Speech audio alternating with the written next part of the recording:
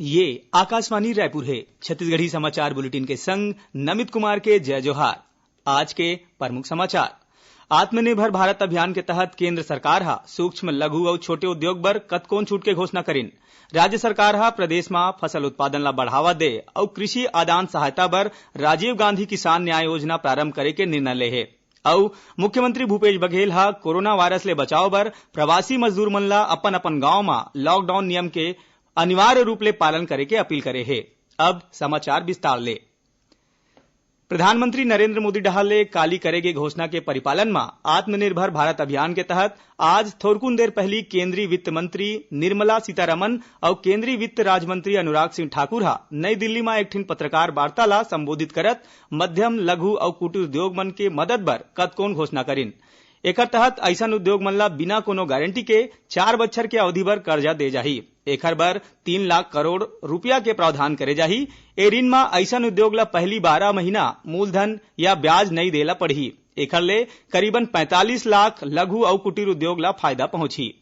Corona संकट के सेती मुश्किल में फंसे लघु और कुटीर उद्योग बर 20,000 करोड़ रुपया के सहयोगी ऋण के घलो प्रावधान करे गे है। उन्हें ऐसे लघु उद्योग जौन मन अपन क्षमता के विस्तार करना चाहिए उखर मन बर 50,000 करोड़ रुपया के प्रावधान करे जाथे।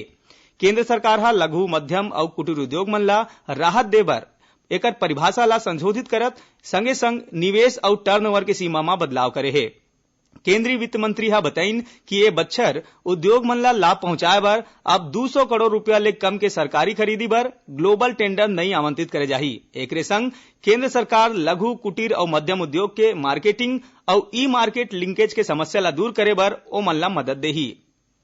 एकर पहली काली प्रधानमंत्री नरेंद्र मोदी हा कोरोना वायरस ला देखत 20 लाख करोड़ रुपया ले ज्यादा के विशेष आर्थिक पैकेज के घोषणा करे है। ओमन किहिन की ए पैकेज ले देश के आबादी के जम्मो वर्ग ला राहत मिलही। काली रतिहा राष्ट्र ला संबोधित करत प्रधानमंत्री हा किहिन की कोरोना वायरस के बाद घलो दुनिया में आत्मनिर्भर भारत बनना जरूरी है। ओमन ये बात में घलो जोर दिन कि भारत के आत्मनिर्भरता अर्थव्यवस्था ढांचागत क्षेत्र और मांग जैसे क्षेत्र में आधारित होही। संगे संग आत्मनिर्भरता वैश्विक प्रतिस्पर्धा पर जरूरी है और कोरोना महामारी ला हमन ला स्थानीय बाजार और स्थानीय पूर्ति प्रणाली के महत्व ला दिखावत है। श्री मोदी हा यहू किहिन की भारत में आपदा ला एक अवसर के रूप में परिवर्तित करेगे है। अब आत्मनिर्भरता के अर्थ बदल गए है। विश्व हा अब मानवता केंद्रित वैश्वीकरण डहार उन्मुख होवत है। एला लेके प्रधानमंत्री हा विश्वास देवइन कि भारत अब नेतृत्व कर सकत है। संगे संग ओमन भारत के क्षमता और मानवीय शक्ति में भरोसा जतइन। ओमन यहू किहिन कि भारत नवा मांग आपूर्ति श्रृंखला स्थापित करही, बने असन उत्पाद निर्मित करही और वैश्विक आर्थिक सुधार में अगुवा के भूमिका निभाही। पूर्णबंदी के चौथा चरण के बारे में बतात ओमन किहिन की एकर बारे में जानकारी 18 मई के पहली बता दे जाही। राज्य सरकार प्रदेश में फसल उत्पादन ला बढ़ावा दे और कृषि आदान सहायता पर राजीव गांधी किसान न्याय योजना प्रारंभ करे के निर्णय ले है। ये योजना के शुभारंभ अवैया 21 मई के करे जाही। मुख्यमंत्री भूपेश बघेल के निवास कार्यालय में आज मंत्री परिषद के बैठका में प्रदेश के एपीएल परिवार मन ला सार्वजनिक वितरण प्रणाली में आयोडीन युक्त नमक बांटे के निर्णय ले है। एमा एपीएल राशन कार्ड में 10 रुपया प्रति किलो के दर में अधिकतम 2 किलो नमक प्रति राशन कार्ड प्रति माह 1 जून ले दे जाही। उन्हें राज्य सरकार डहाल ले जमीन के खरीदी बिक्री के शासकीय गाइडलाइन के दर में 30% के छूट ला 30 जून के बढ़ा के पूरा बछर भर कर देगे है। मंत्रिपरिषद के बैठका में मोर जमीन मोर मकान योजना के तहत 40,000 अतिरिक्त आवास बनाए के स्वीकृति देगे है। एकर संगे संग मोर आवास मोर चिन्हारी योजना में अब किराएदार मन ला घलो समाहित करत ओ मन ला न्यूनतम दर में आवास उपलब्ध कराए के प्रस्ताव ला घलो मंजूरी दे है। उन्हें सार्वजनिक वितरण प्रणाली के तहत हितग्राही मन ला 1 महीना ले ज्यादा के राशन एक के संग्रह बांटे के निर्णय ले है। बैठका में औद्योगिक नीति में राज्य में एथेनॉल उत्पादन इकाई के स्थापना पर विशेष प्रोत्साहन पैकेज के अनुमोदन घलो करेगी।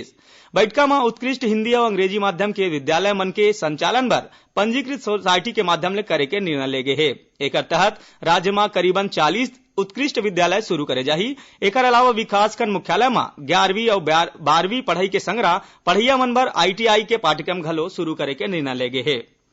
छत्तीसगढ़ी समाचार बुलेटिन आप मन आकाशवाणी रायपुर ले सुनत हव। छत्तीसगढ़ के खबर ले है आपके वास्ता और खबर के विश्वसनीयता ले है हमार वास्ता। आकाशवाणी समाचार रायपुर के प्रादेशिक समाचार बुलेटिन के संगे संग हमार समसामयिक कार्यक्रम आप रेडियो के संग अपन मोबाइल में घलो सुन सकत हव।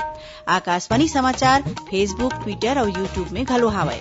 हमार फेसबुक पेज हरे Chhattisgarh news on AIR, Twitter handle CGAIR news और हमार यूट्यूब चैनल हरे छत्तीसगढ़ AIR न्यूज। तो अब रेडियो के संगे संग आपके मोबाइल के माध्यम ले हम आप तक पहुंचत हन। छत्तीसगढ़ के हर खबर पर सुनत रहो आकाशवाणी समाचार। अब आगू बाढ़न बाँचे समाचार कोती। मुख्यमंत्री भूपेश बघेल हा कोरोना वायरस ले बचाव बर प्रवासी मजदूर मन ला अपन अपन गांव में लॉकडाउन नियम के अनिवार्य रूप ले पालन करे के अपील करे हे। ओमन ये मजदूर मन ला खुद सुरक्षित रहे के संगरा गांव और शहर ला घलो सुरक्षित रखे बर कहे हे। मुख्यमंत्री हा जनता के नाम अपन संदेश में किहिन कि राज्य में लौटैया जम्मो लोगन ला अनिवार्य रूप ले 14 दिन तक क्वारंटाइन रहना जरूरी है।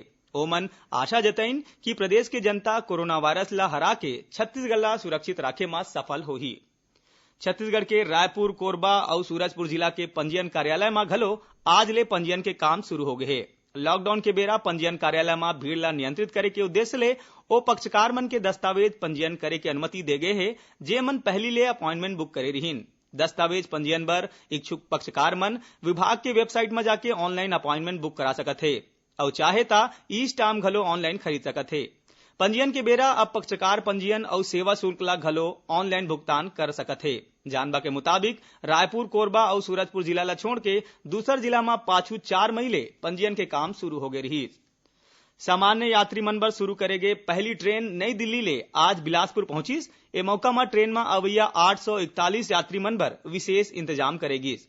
जम्मो यात्री के ट्रेन ले उतरे के बाद थर्मल स्क्रीनिंग करेगी, संगे संग जम्मो यात्री मन के ब्लड सैंपल लेगी। एकर अलावा जम्मो यात्री मन के ट्रेवल हिस्ट्री के घलो जानकारी लेगी। यात्री मन के फोन नंबर, पता उखर हाथ में स्टैंप लगा के ओमन ला क्वारंटाइन रहे के निर्देश देगी। बिलासपुर के अलावा दूसर जिला के यात्री मन बर स्टेशन के बाहर में बस और छोटे वाहन के व्यवस्था करेगे रही। सुकमा जिला में पति पत्नी और 4 जिन माओवादी मन पुलिस के सामने आत्मसमर्पण करीन है। जानकारी के मुताबिक ये जम्मो माओवादी मन पुलिस अधीक्षक शलभ सिन्हा और केंद्रीय रिजर्व पुलिस बर CRPF के अधिकारी मन के सामने आत्मसमर्पण करीन, जेमा ले एक माओवादी रघु ऊपर 5 लाख रुपया और ओकर पत्नी बर 3 लाख रुपया के इनाम घोषित रहीन। और अब थोरकुन समाचार सारमा। मुख्यमंत्री भूपेश बघेल हा रायपुर स्थित नालंदा परिसर के नाम ला स्वतंत्रता संग्राम सेनानी पद्मश्री डॉक्टर महादेव प्रसाद पांडे के नाम में करे जाए के घोषणा करीन। संगे संग राजधानी के आयुर्वेदिक महाविद्यालय परिसर में उखर मूर्ति स्थापित करे के स्वीकृति घलो दिन। दुर्ग जिला के कुम्हारी पावर स्टेशन के तीर में पाछू रतिहा होए सड़क दुर्घटना में एक जिन आदमी के मौत हो गए और रायगढ़ जिला के धर्मजयगढ़ क्षेत्र के कापू वन परिक्षेत्र में तेंदुपत्ता तोड़ैया एक जिन महिला के हाथी के हमला में मौत हो गए। आखिर में प्रमुख समाचार एक घाव फेर। आत्मनिर्भर भारत अभियान के तहत केंद्र सरकार हा सूक्ष्म, लघु और छोटे उद्योग बर कतकोन छूट के घोषणा करीन। राज्य सरकार हा प्रदेश में फसल उत्पादन ला बढ़ावा दे और कृषि आदान सहायता बर राजीव गांधी किसान न्याय योजना प्रारंभ करे के निर्णय ले है। और मुख्यमंत्री भूपेश बघेल हा कोरोना वायरस ले बचाव बर प्रवासी मजदूर मन ला अपन अपन गांव में लॉकडाउन नियम मन के अनिवार्य रूप ले पालन करे के अपील करे है। एकरे संग छत्तीसगढ़ी समाचार बुलेटिन यह सिरावत है। जय जोहार।